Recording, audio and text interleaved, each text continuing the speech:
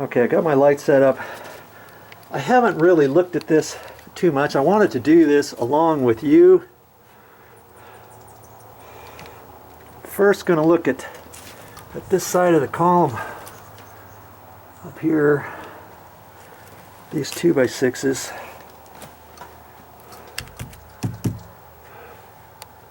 Actually, they don't look too terribly bad. Can this light get up in there any better? I'm going to try to hold this light in here. There's a little bit of white on there.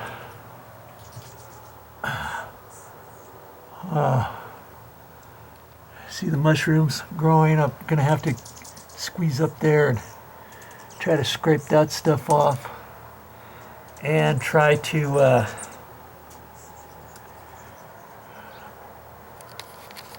treat that somehow. See, they're all in there. And see, right in there I can see daylight. See that? Right there. And wow, even all the way up there to the top is corroded. It's dry rotted. Or you can see signs of it. Here, let's just set this light here. Down here. Now let's look at this other side. See all the white up there? Holy cow. This thing's not too great. I'm going to have to get up there and kind of poke around on it. That is just, it's just awful. Not quite sure how it got water all the way up to there. I would have thought the 2x6s would have just been damaged from about this point on down. But with this getting wet, it can suck up, and that OSB could just take that and it could suck it straight up. And that's what it's done. You can see it's not, I can't imagine it leaking right through that stucco. The only place I would have thought, well, maybe could it be leaking is that bottom edge of that cap. Because when the water comes off that cap, it's not necessarily going to drip straight down. It's going to, the water's going to kind of roll over about, maybe up to a ½ an inch before it drops, or a ¼ inch or so. I thought maybe there were some gaps up there, and that doesn't look too bad, actually. That whole thing's being held together with the stucco and the OSB to a certain extent. And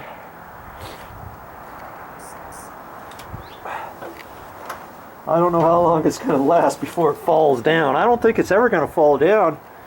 With the stucco, you got the stucco wire in there. You've got 2 layers of stucco on there. You've got the cap on there.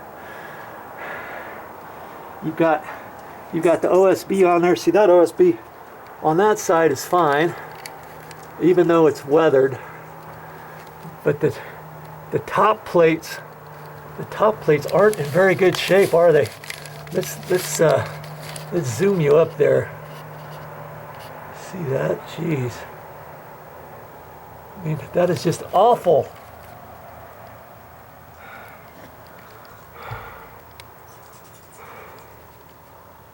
Just awful. So I'm going to have to start making some sort of decisions on what to do with this and move forward with this thing. I mean, one thing would be to tear it all down, but I don't want to tear it down. It's going to cost big money to get it fixed and get it matched with everything else. I'd have to take the stairs down, take the stucco off the edge of the stairs as it goes down. That little half wall down by the stairs, you know, along there. Take the rail off. Good Lord. Undo this rail, take this rail off. I mean, all this.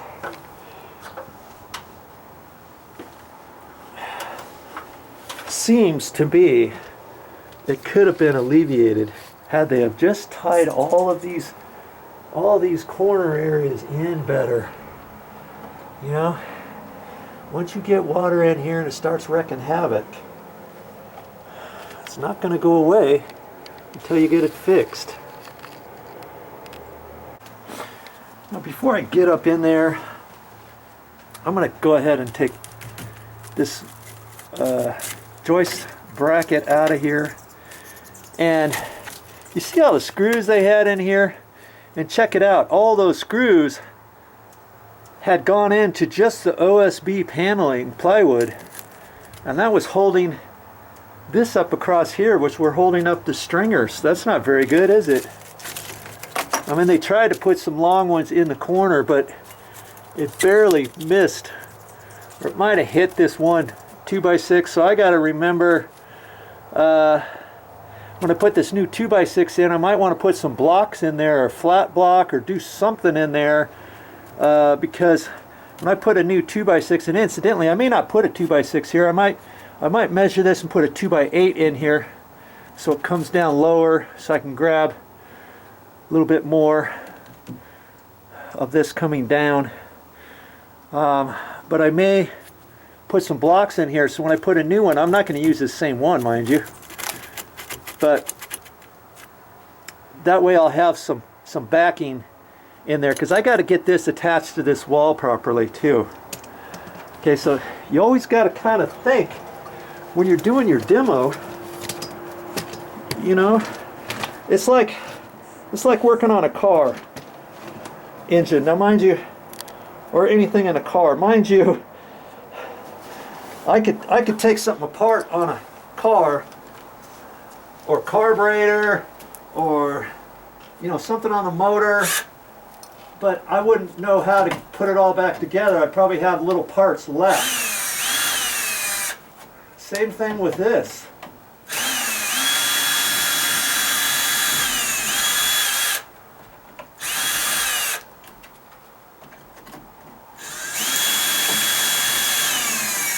Oh, that one's broken off.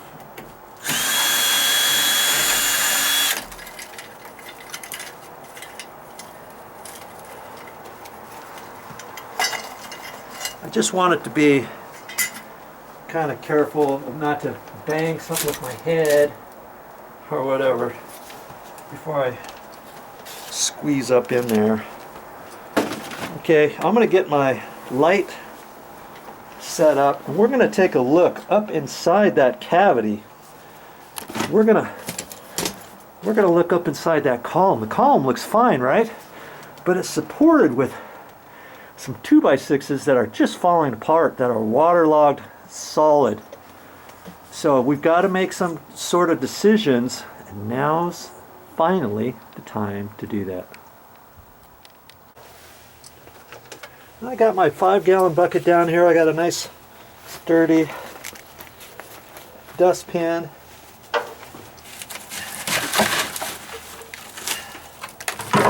I'm just going to put it in this bucket before transferring it over to my IKEA bag.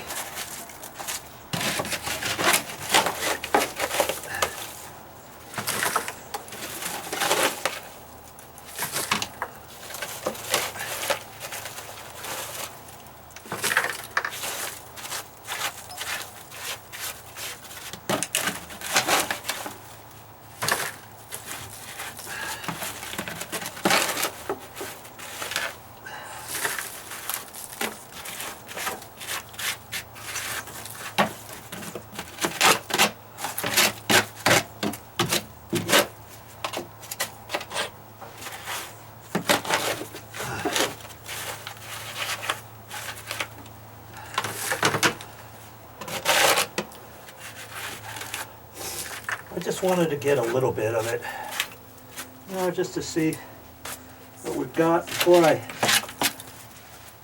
start tearing out any more. Just gonna kind of clean this stuff up a bit.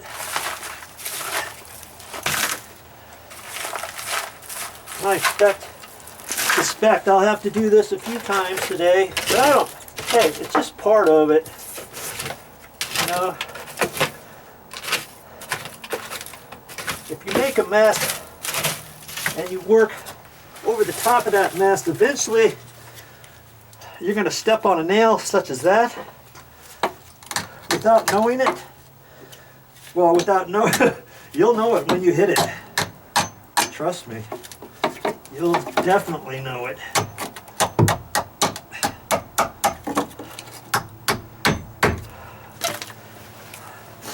See, here's a little piece like right there that had a nail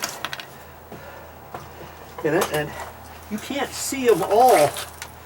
And I kept working. I could have easily stepped on that. Granted, I've only got tennis shoes on, but even with boots, hey, don't kid yourself.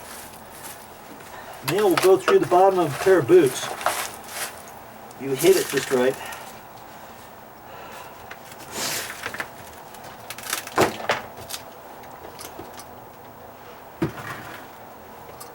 And then I just have my bag over here.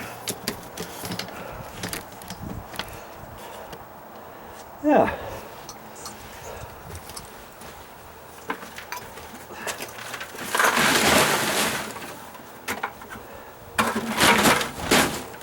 I figured little by little, I'm going to get this, one way or another, I'm going to get this fixed.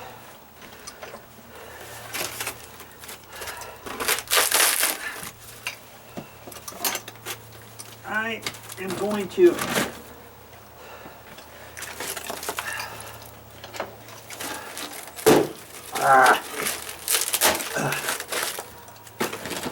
I got to get it small enough to get it in the trash can.